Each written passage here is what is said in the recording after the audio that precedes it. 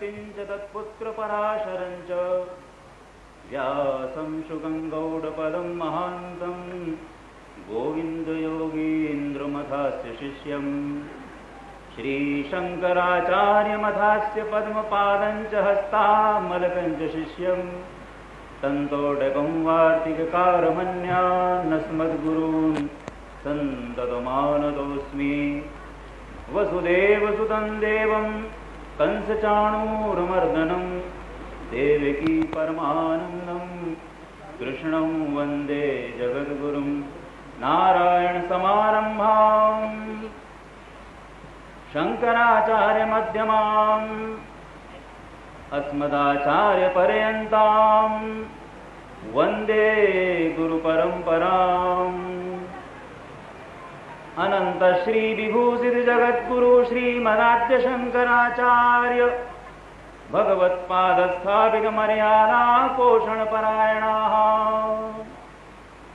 परापर विद्या विद्योदिनान्तःकरणाः अलकनन्दातीरवासिनः श्री ज्योतिरीश्वर सहित पूर्णाम्बोपासकाः श्री बद्रीनारायण समाराधन मानसाः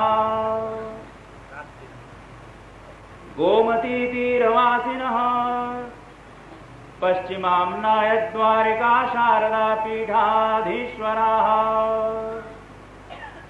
श्री द्वारिकाधीश समाराधन मानसाः व्याख्यान सिंहासनाधीश्वराः अनंत श्री विभूषित जगद्गुरु शंकराचार्य श्री स्वरूपानंद सरस्वती स्वामी वर्याः विजयन्ते तराम।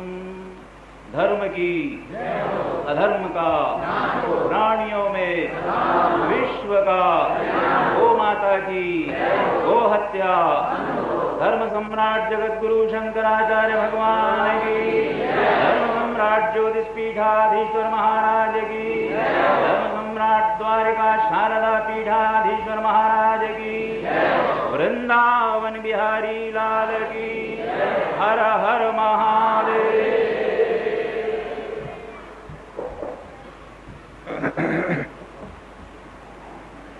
ओम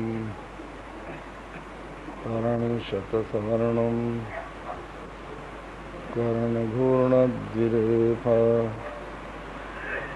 वलिकलितकपोलोद्दानदामाभिरामं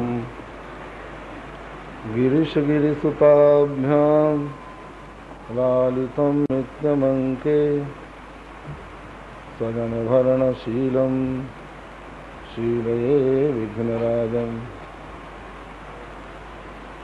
तारानायक शेखराय जगदाधाराय धाराधर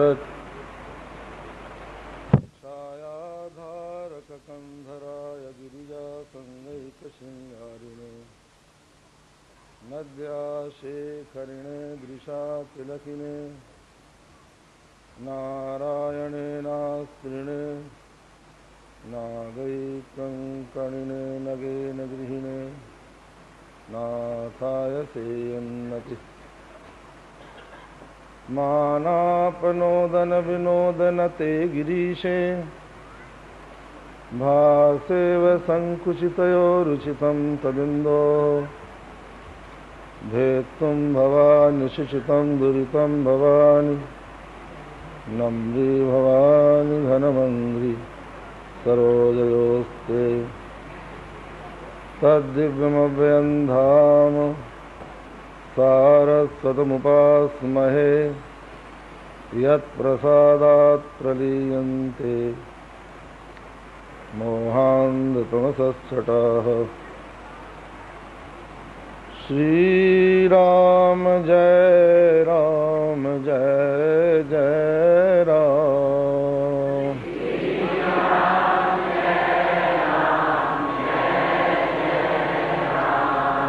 श्रीराम जय राम जय जय राम।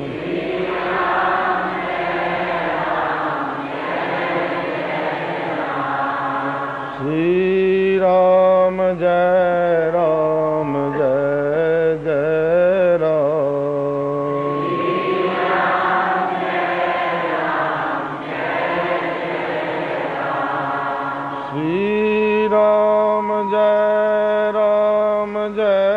जय राम।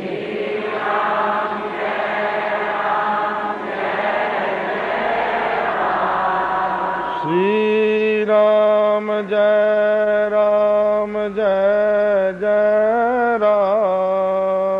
श्री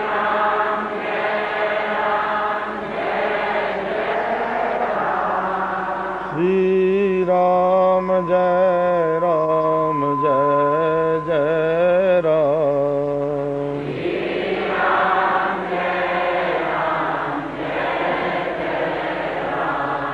श्री राम जय राम जय जय राम।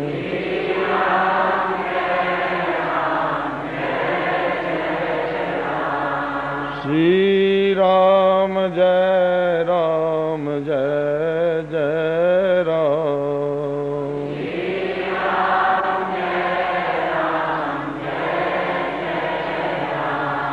धर्म की अधर्म का प्राणियों में विश्व का गो माता की गो हत्या। हर हर महादेव। समुपस्थित महात्मा वृंद, विद्वद वृंद, देवियों, सज्जनों, समवेत हुए हैं। जब मनुष्य के जीवन के पुण्यों का उदय होता है, परमेश्वर की कृपा होती है, तभी उसको सत्संग लाभ मिलता है। धन्य घड़ी सोई जब सत्संगा, वही घड़ी धन्य है जब प्राणी को सत्संग प्राप्त होता है। भगवान आद्य शंकराचार्य ने तो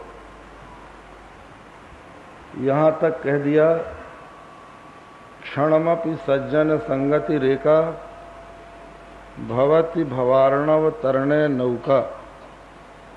इसका अर्थ है एक क्षण मात्र की सज्जन संगति ही संसार समुद्र के लिए नौका बन जाती है। प्रश्न ये आता है, कुछ काल जब सत्संग करे तो प्राणी के ऊपर प्रभाव पड़ता है, उसमें परिवर्तन आता है, यह तो समझ में आती है बात। पर क्षण मात्र की सज्जन संगति भव सागर से पार करा देती है, ये सहसा समझ में नहीं आती। परंतु आचार्योक्ति है। भगवान आद्य शंकराचार्य ने प्रश्नोत्तरी में, अपने चरपट पंजरिका में कहा, क्षणमपि सज्जन संगति रेखा भवति भवार्णव तरणे नौका। तो इसका अभिप्राय यही है कि ये संसार उनकी दृष्टि में स्वप्न है। योग वासिष्ठ में कहा गया है, दीर्घ स्वप्न मिमम विद्धि दीर्घम वा चित्त विभ्रमः। हे राम, यह विश्व प्रपंच दीर्घ स्वप्न है या दीर्घ चित्त का विभ्रम है। तो स्वप्न चाहे कितना ही लंबा हो, क्षण भर में ही दूर होता है। आप अपने घर में बैठे बैठे निद्रित हो जाते हैं, सो जाते हैं, सब प्रकार से सुरक्षित हैं। स्वप्न में देखते हैं बहुत जोरों की वृष्टि हुई, बाढ़ आ गई, घर गांव डूबने लगे, हमारा भी घर डूब रहा है, हम भी डूबने जा रहे हैं, आसपास जल ही जल दिखलाई पड़ रहा है, चिल्ला रहे हैं नाव लाओ नाव लाओ, पर दूर तक नाव नहीं दिखलाई पड़ रही। लगता है अब तो संसार छूटा, अब तो प्राण गए। उसी समय आकर कोई कहता है उठो, और नींद खुल जाती है। हम देखते हैं हम आराम से बिस्तर पर सोए हुए हैं, बाढ़ का कोई यहाँ पर प्रभाव नहीं है। तो एक क्षण में जैसे वो बाढ़ का दुख दूर हो गया। और एक दृष्टांत तो गोस्वामी तुलसीदास जी ने स्वयं दिया है। उन्होंने कहा जैसे कोई स्वप्न में हमारा सिर काट ले। हम स्वप्न देख रहे हैं, हमारा सिर कट गया, मर गए, लोग हमारे लिए रो रहे हैं, अर्थी में चढ़ाकर स्मशान ले गए, चिता में रखकर आग लगा दी, हम समझ रहे हैं मर गए, और बगल में किसी ने बैठे बैठे एक धक्का दिया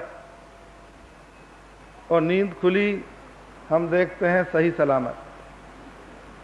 तो जैसे क्षण भर में सिर कटने का दुख दूर हो गया, उसी प्रकार जो महापुरुष हैं उनके संपर्क से जब प्राणी को आत्मा के स्वरूप का बोध होता है, क्षण भर में इस संसार सागर से वो पार हो जाता है।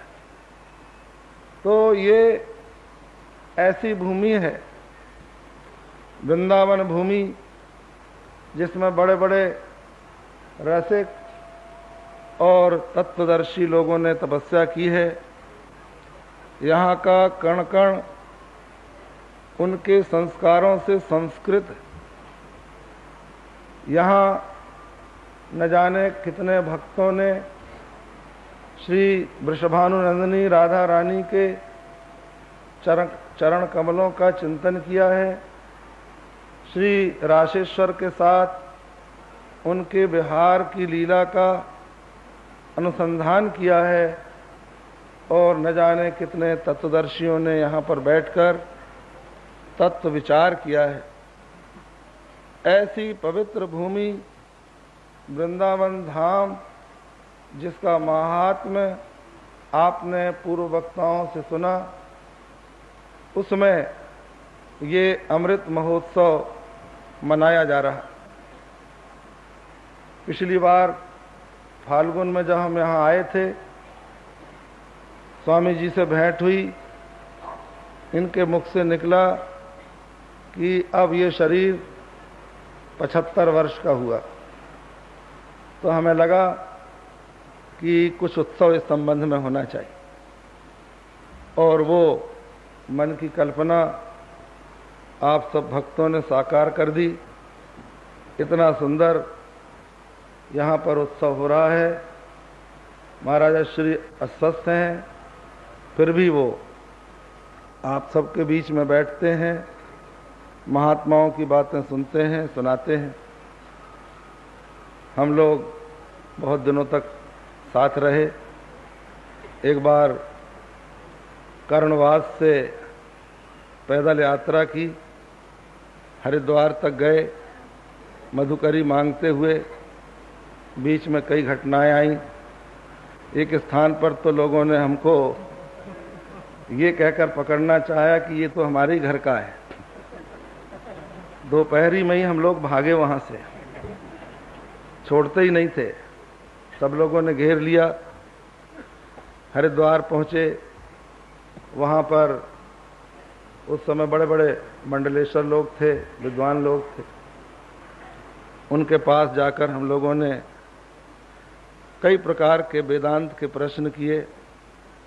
महाराजा श्री साथ में रहते थे और प्रश्न हम करते थे। उन्हीं दिनों गीता प्रेस के संस्थापक सेठ जयदयाल गोयंदका से भी बहुत चर्चाएं हुई, वेदांत की बातें हुई, बहुत कुछ चिंतन हुआ। एक बार हम लोग उत्तर काशी पहुंचे। उत्तर काशी हम लोग जा रहे थे, सीधे रास्ते से एक महात्मा आ गया, कहने लगा महाराज पगडंडी से चलिए तो जल्दी पहुंच जाएंगे। तो हम लोग एक पहाड़ी से उतर पड़े। स्वामी जी का शरीर स्थूल था, थोड़ी दूर नीचे जाने के बाद जब लौटकर देखा तो बहुत नीचे आ चुके थे। अब ऊपर चढ़ना भी कठिन था और आगे भी पहाड़ी दिखाई पड़ रही थी। स्वामी जी बोले कि स्वामी जी ये तो पगडंडी नहीं है, ये पागल डंडी है। इस साधु ने तो बुरा फंसाया। खैर हम लोग किसी तरह से उत्तर काशी पहुंचे।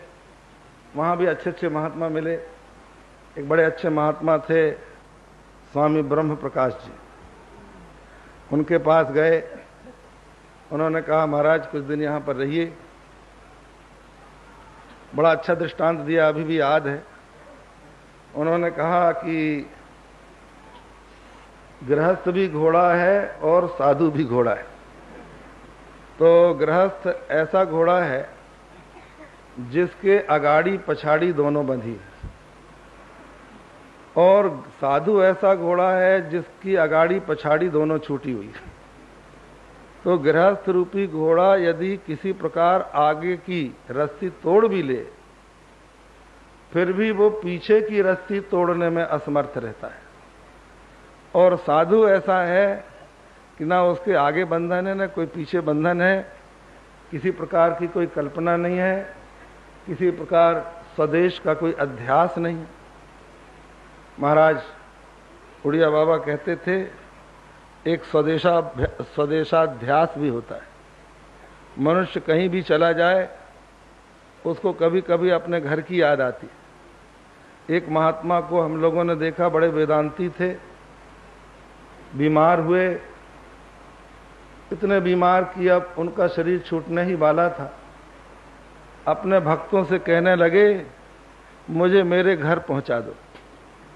बेचारों को पता ही नहीं था लोगों को कि इनका घर है कहाँ, लेकिन याद आ गए। तो ये स्वदेशाध्यास लोगों में होता है, लेकिन जो तत्वदर्शी होते हैं उनके मन में नहीं होता। तो महाराजा श्री के साथ हम लोगों की अनेकों यात्राएं हुई, अनेकों प्रकार के विचार चले, और हम जो इनसे प्रभावित हुए वो इनके विचारों के कारण। बहुत सुंदर, बहुत ही सूक्ष्म रीति से ये भक्ति की भी बात करते हैं, समझाते हैं, समझते हैं, और वेदांत की भी। वेदांत का जो अजातवाद है, तस्मात् न जायते किंचित, कुछ भी उत्पन्न नहीं हुआ। मांडूक्य उपनिषद के प्रवचन के समय इनसे बहुत बार सुना। महाराजा श्री उड़िया बाबा भी अजातवाद की ही चर्चा करते थे। वे तो उसके नीचे सोचते ही नहीं थे।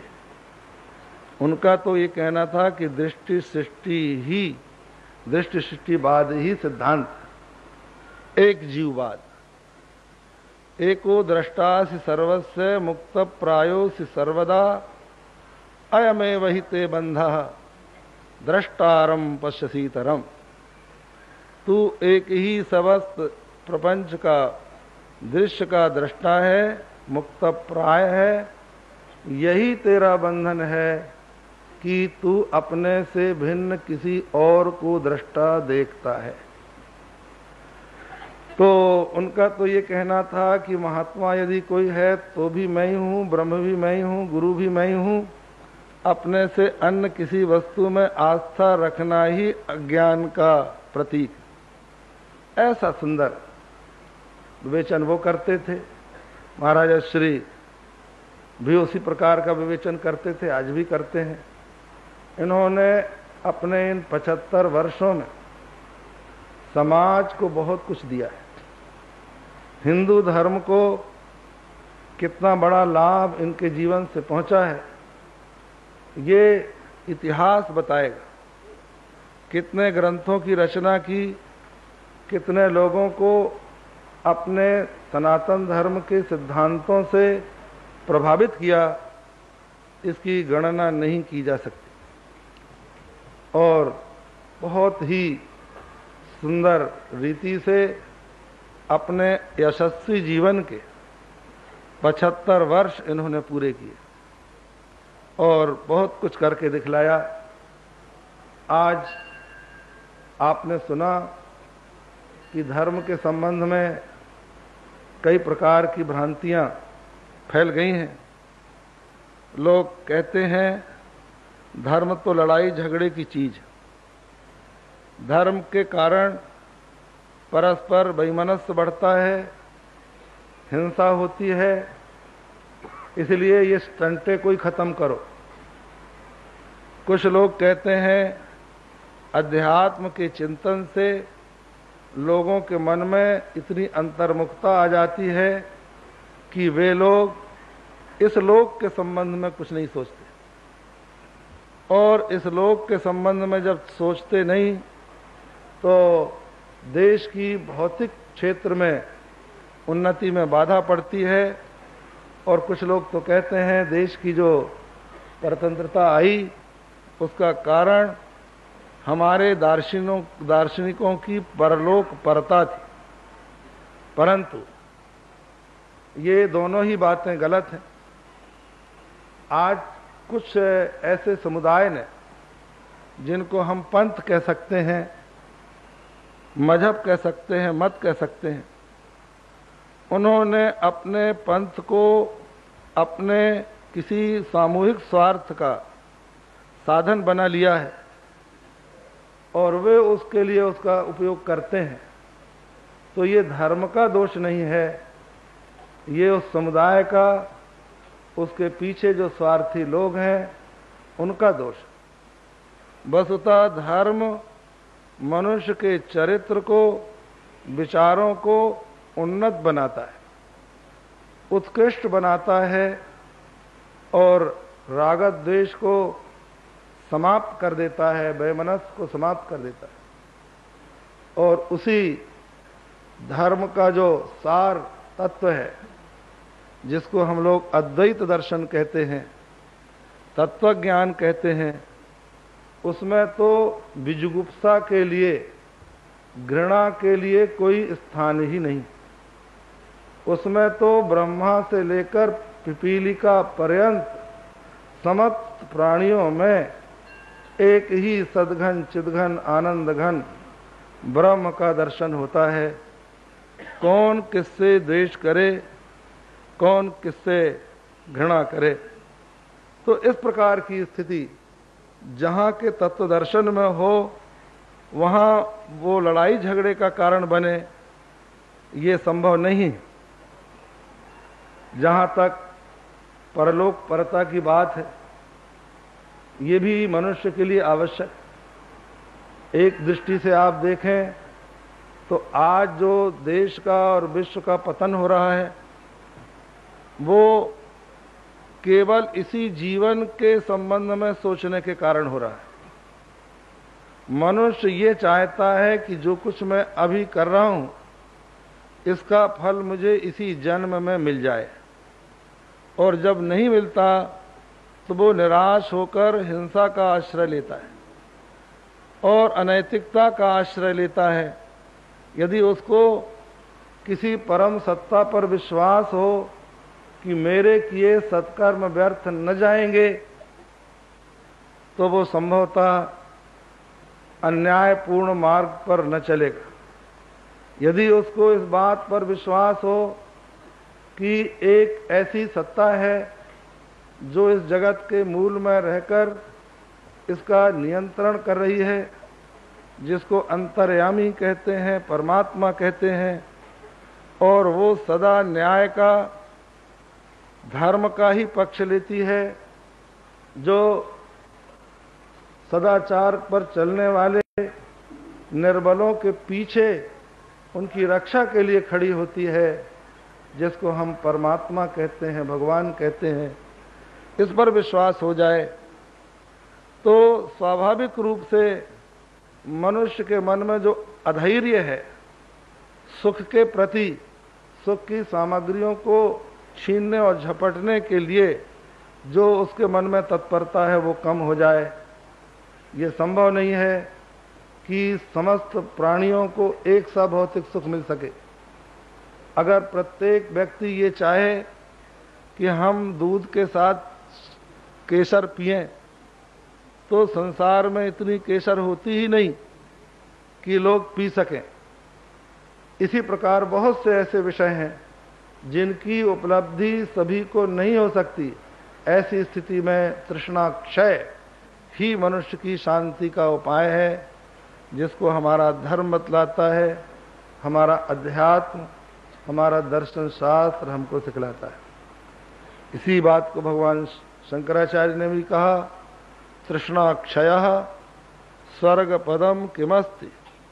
स्वर्ग का पद क्या है? तो बतलाया तृष्णा क्षयः, तृष्णा का क्षय। तो ये है हमारा सनातन धर्म, हिंदू धर्म। आज जब कोई हिंदू धर्म की बात कहता है तो उसको उसी रूप में ग्रहण करना चाहिए कि ये एक ऐसा विशाल धर्म है, एक ऐसी विचारधारा है, ऐसी एक पवित्र जीवन प्रणाली है जो अत्यंत उदार है और जिसको मानने वाले समाज के बीच में सभी प्रकार के विश्वास के लोग अपने अपने विश्वास और आस्था के अनुसार ईश्वर की आराधना करते रहें।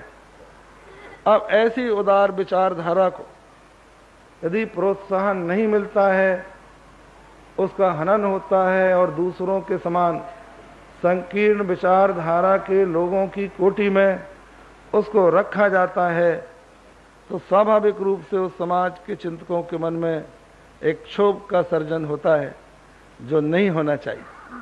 तो इन सब दृष्टियों से महाराजा श्री ने अपने विचारों के द्वारा उस महान हिंदू संस्कृति सभ्यता का, विचारधारा का पोषण किया है और कर रहे हैं, जिसकी आज के देश को और विश्व को नितांत आवश्यकता है।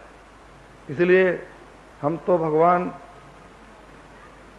बांके बिहारी श्री राधा रानी से, जिनका ये क्षेत्र है वृंदावन धाम, प्रार्थना करेंगे कि महाराजा श्री चिरायु हों और इनकी अस्वस्थता पूर्ण रूप से दूर हो और इसी प्रकार ये समाज का मार्गदर्शन करते रहें। बस आज इतना ही कहकर अपना प्रवचन हम पूर्ण कर रहे हैं। श्री राम जय जय राम। जैसे पृथ्वी समस्त बीजों की जननी है, जैसे आकाश संपूर्ण नक्षत्रों का केंद्र है, इसी तरह से भगवान का नाम सारे धर्मों का मूल है, सारे धर्मों का प्राण है। जथा भूमि सब बीजों में नखत निवास आकाश, राम नाम सब धर्म में जानत तुलसीदास। हमारे अयोध्या जी में एक महात्मा हुए हैं श्री तिवारी जी महाराज। वे कभी कनक भवन में जाते नहीं थे। वो लोग बोले, महाराज आप क्यों नहीं जाते? बोले, हम तो वशिष्ठ मुनि के अवतार हैं, यदि हम भगवान के पास जाएंगे तो भगवान को बड़ा संकोच होगा। तो महात्मा लोग उनको ले गए जबरदस्ती पकड़कर, और जैसे भगवान के सामने गए श्री तिवारी जी महाराज, तो भगवान श्री कनक भवन बिहारी सरकार का श्री विग्रह उनके सामने झुक गया। बंदो गुरु पद पदुम परागा, सुरुचि सुभाष सरस अनुरागा, अमिय मूरी में चूरन चारु, समन सकल भव रुज परिवारु। सभी देवता संसार के तीर्थों में घूम रहे थे। जो सबसे पहले लौट कर आवेगा आदि पूज्य बनेगा। रास्ते में नारद जी खड़े थे, किसी देवता ने उनको प्रणाम नहीं किया। इसलिए प्रणाम नहीं किया कि होड़ जो लगी है इसमें हम पिछड़ जाएंगे। श्री गणेश जी सबसे पीछे थे, उनका भाई भी चला गया। वो बल का समुद्र है, लेकिन प्रणाम नहीं किया नारद जी को। यदि प्रणाम करेंगे तो पिछड़ जाएंगे। श्री गणेश जी तो आप शरीर जानते हैं कैसा है, लेकिन उन्होंने का बहुत बड़ा सौभाग्य है, रास्ते में देवर्षि नारद जी का दर्शन हो गया। उन्होंने नारद जी महाराज के चरणों में साष्टांग नमन कर दिया। नारद जी ने कहा कि श्री गणेश जी, इस यात्रा का उद्देश्य क्या है? बोले, हम संसार की यात्रा करके जो लौटेगा आदि पूज्य बनेगा। बोले, बस अब आप ही बनोगे। आपके पहले आपका भाई भी चला गया, सभी देवता चले गए और किसी ने हमको प्रणाम नहीं किया। अब आप लौट जाइए, भगवान शिव जी ने कहा है तो उन्हीं का पूजन कर लीजिए।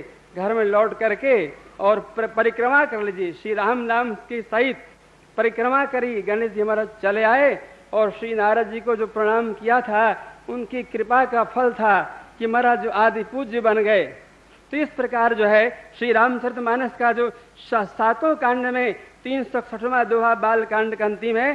श्री रघुबीर बियाह जय सप्रेम गावे सुनई तिनकौ सदा उछाह मंगलाय तन राम जस। अयोध्या कांड का 326वां अंतिम भरत चरित करि नेम तुलसी जो सादर सुनई श्री राम पद प्रेम अवश्य होई भव रस विरत। अरण्य कांड का 46वां राव नारी जस पावन गावे सुनई जे लोग राम भगति दृढ़ पावही बिनु विराग जप जोग। सुंदर कांड का सकल सुमंगल दायक रघुनायक गुण गान सादर सुनहि तरहि भव सिंधु बिना जल जान। किष्किंधा का अंतिम भव भेषज रघुनाथ जस सुनहि जे नर अरु नारी तिनकर सकल मनोरथ सिद्ध करें त्रिशिरारी। और लंका के समर विजय रघुवीर के चरित जो सुनहि सुजान विजय विवेक विभूति नित तिनहि देहि भगवान। उत्तरकांड का मुनि दुर्लभ हरि भगति नर पावे बिनहि प्रयास जे कथा निरंतर सुनई मान विश्वास। श्री आनंद वृंदावन धाम की श्री वृंदावन बिहारी लाल